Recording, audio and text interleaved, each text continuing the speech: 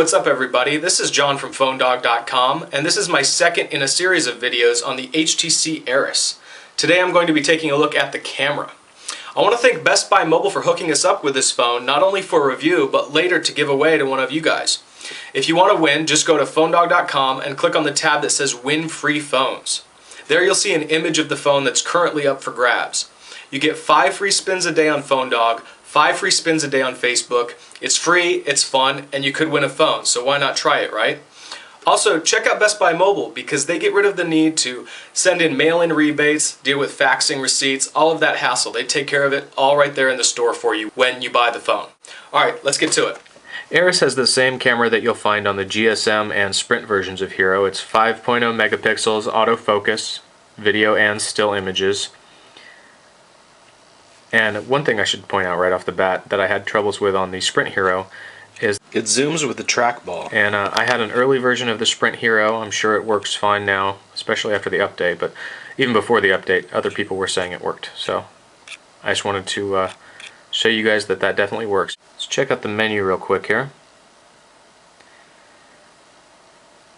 For resolution, and I have still photos selected right now, you have 5 megapixels, 3 megapixels, 1 megapixel, and small, 624 by 416. You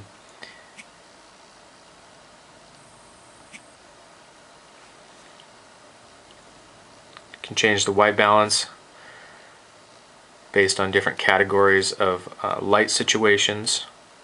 Adjust the brightness. Zoom, that's just to get into the zoom control. It's not any kind of preference for how your zoom works in there. General settings. Do you want to see the image after capture? What overall quality do you want? High, fine, normal, basic. Do you want to use a self timer? Timestamp. Resolution for widescreen. Image properties, you can adjust the contrast, saturation, and sharpness. Effects. Grayscale, sepia, and negative. Pretty basic stuff. I guess some people like that for messaging and profile pictures, avatars, things like that. Metering mode, and I don't know a lot about this actually, but I'll show you that you can select an area for a focal point in the image. Flicker adjustment, ISO, grid. Show you real quick about that manual selection of a focal point. I don't get very instant response on that.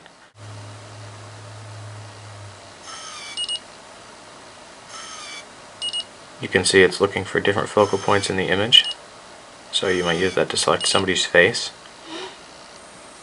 Now here are your settings for video camera. The main difference is the size. Obviously you can't get as high of resolution with a video camera as you can for still photos. Everything else I believe is exactly the same in terms of your settings, except for encoding type, length, audio. Okay, so there are some changes in here for the video, just a couple though.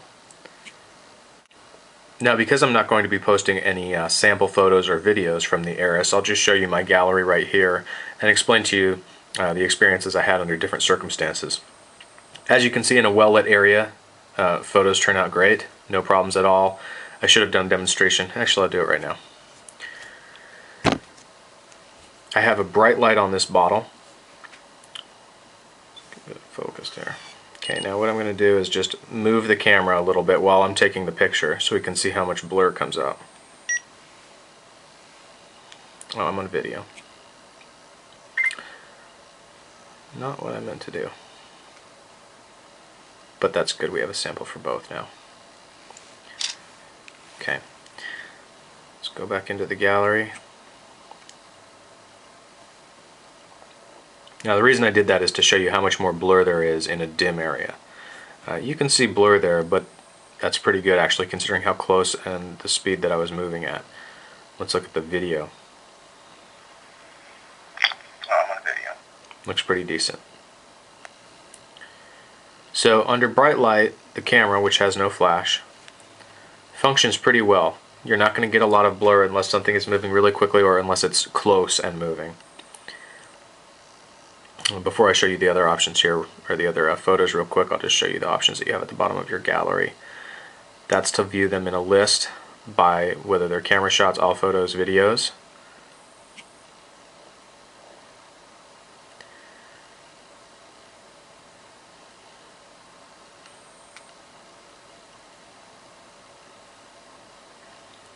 You can share them via Facebook. I have 2 entries there because I installed the Facebook app, and there's the built-in Sense Facebook integration. Flickr, you can send via Gmail or another mail account. You can MMS it, share it on Twitter via Peep, upload it to your Picasa album, or post a video directly to YouTube. Delete an image, and this is to go back to either your photo or video camera, depending on which one you were last in.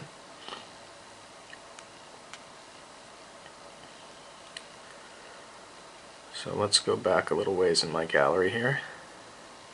Now, just before starting this video, I took some photos in a very dim room of my cat and my dog, and I don't know if you can see it or not. That's a yawning cat.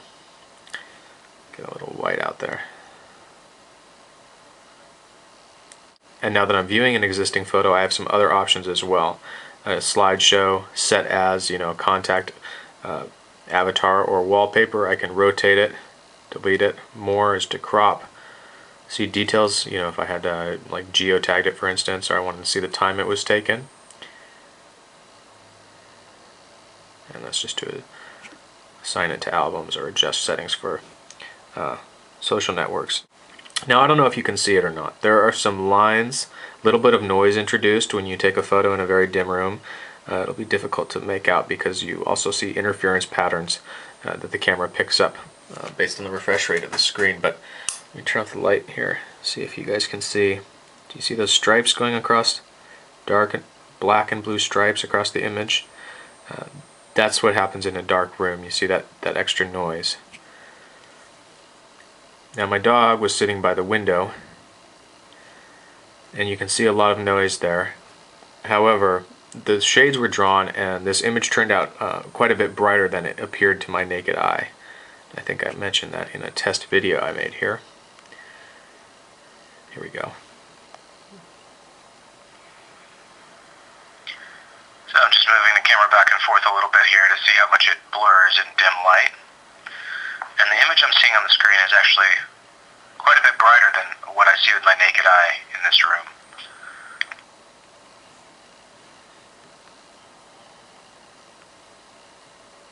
I wish it would go back to the same spot in the gallery after playing a video like that instead of to the end. But and here's a picture, pretty close. I was a few feet away from him, and I was moving the camera back and forth. But I guess there's actually about the same amount of blur as we saw in the vitamin water image and video.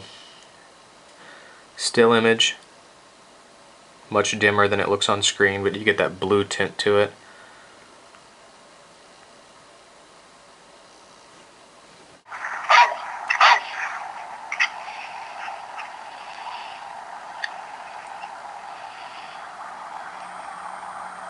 Pretty decent colors.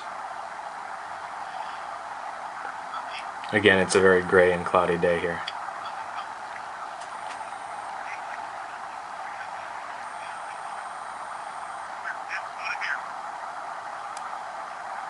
Sound isn't great, but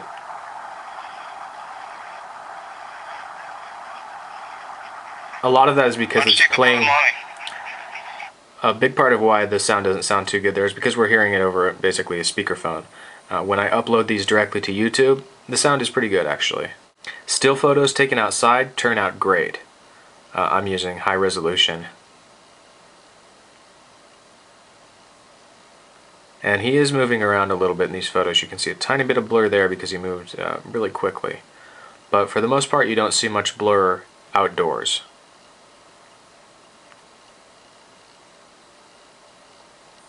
So there you go, the Eris camera. It's the same as the Hero cameras, and I feel pretty much the same way about it. It's good enough. Still photos are definitely good enough for sharing electronically, and some of them I think are worthy of printing actually. you.